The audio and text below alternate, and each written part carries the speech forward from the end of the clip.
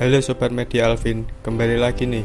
Kali ini kita akan membahas sejarah tentang kota Solo. Kalian penasaran? Yuk kita simak videonya.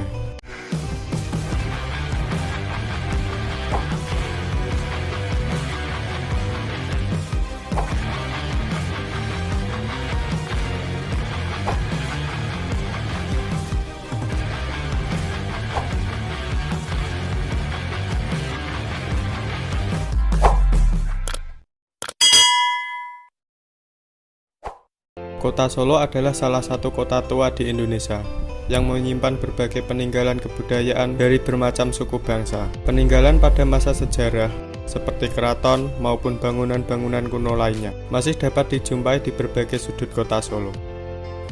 Dalam sejarahnya, kota Solo pernah menjadi pusat kerajaan Mataram.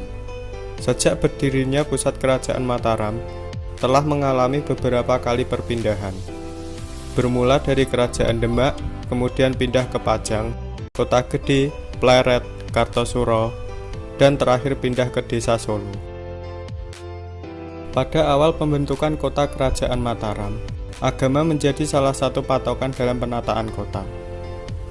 Dalam hal ini adalah konsep atau paham kosmologi. Berdasarkan paham kosmologi, keraton merupakan pusat kerajaan dan simbol kekuasaan raja yang berkuasa. Sedangkan simbol raja sebagai wakil Tuhan atau Khalifatullah dipresentasikan dengan keberadaan Masjid Agung. Sementara itu, keberadaan pasar menjadi simbol kemakmuran. Pasar merupakan pusat kegiatan bagi proses koleksi dan distribusi komoditi, hasil bumi, dan jasa.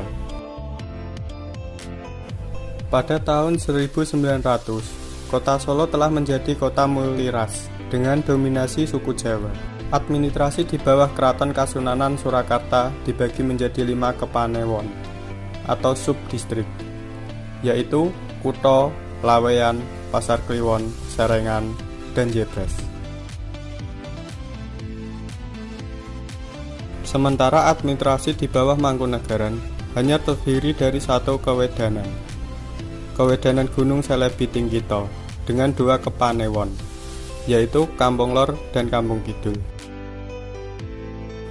Pada subdistrik Kampung Lor terdapat Kampung Setabelan, Manggareja, dan Pasar Legi.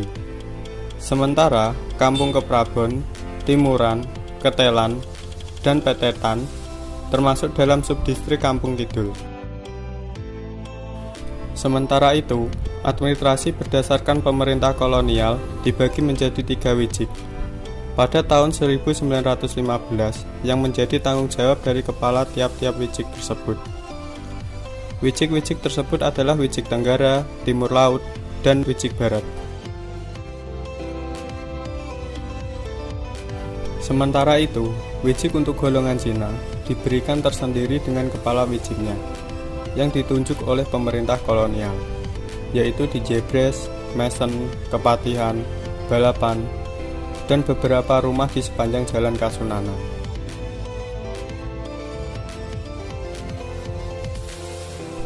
Orang Arab juga tinggal di wijik khusus, yaitu Pasar Kliwon.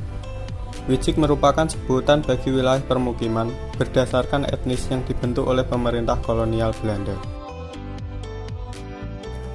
Setelah Indonesia merdeka pada tahun 1945, terjadi pergolakan politik dan sosial, serta perubahan lingkungan alam yang berpengaruh buruk kepada ruang kota. Pada tahun 1948, terjadi peristiwa Kles II yang terkenal dengan politik bumi hangus, sehingga banyak bangunan di Solo yang hancur. Pada tahun 1966, terjadi banjir besar di Solo, akibat meluapnya Sungai Bengawan Solo, sehingga separuh kota Solo tenggelam. Pada tahun 1970-an, terjadi bermunculannya kegiatan dan bangunan industri di sekitar Bengawan Solo, yaitu Palur dan sekitarnya, di mana salah satu dampaknya adalah pencemaran Sungai Bengawan Solo, karena sebagian industri tersebut membuang limbah industrinya ke Sungai Bengawan Solo. Sementara itu, pada tahun 1980-an, setelah terjadi urbanisasi dan industrialisasi, Kota Solo mengalami urban pemekaran kota, baik dari sisi utara, timur, selatan, dan barat.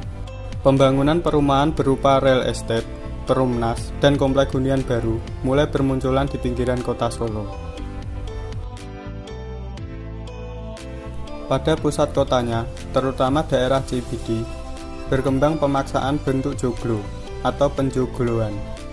Meski mempunyai tipe berlantai banyak, pada sisi yang lain, Kota Solo yang semula hanya mempunyai fasilitas pendidikan sampai SMA, kini mulai dibangun fasilitas untuk jenjang pendidikan yang lebih tinggi, yaitu perguruan tinggi. Pada akhir tahun 1980-an, pemerintah mencanangkan program Paket November 1988 yang berdampak pada menjamurnya bank-bank swasta di kota Solo. Pada tahun 1990-an, setelah pemerintah mencanangkan program paket Juli 1993 atau eksploitasi wisata, maka banyak bangunan hotel bermunculan, melengkapi perkantoran dan perdagangan yang telah lebih dahulu berdiri. Setelah mengalami periode-periode sulit dalam sejarah perkembangan dan pertumbuhan kota, akibat adanya pergantian kekuasaan, maka kota Solo menjadi kota modern. Berdasarkan teori Kostow, menyerupai the organic model, yaitu kota yang memiliki batas wilayah dan ukuran optimum, bersifat kohensif, tidak terpisah-pisah, menyangkut struktur internalnya, dan memiliki perilaku yang selalu mencari keseimbangan dalam perubahan yang terjadi secara alamiah. Sejarah panjang telah menunjukkan bahwa kota Solo mampu bertahan, bahkan tumbuh dan berkembang hingga saat ini. Nah, itulah beberapa ringkasan sejarah tentang berdirinya kota Solo dan perkembangannya hingga saat ini. Jika ada pertanyaan, silahkan tulis di kolom komentar ya. Saya Alvin Bare Fauzan, sampai jumpa di video selanjutnya.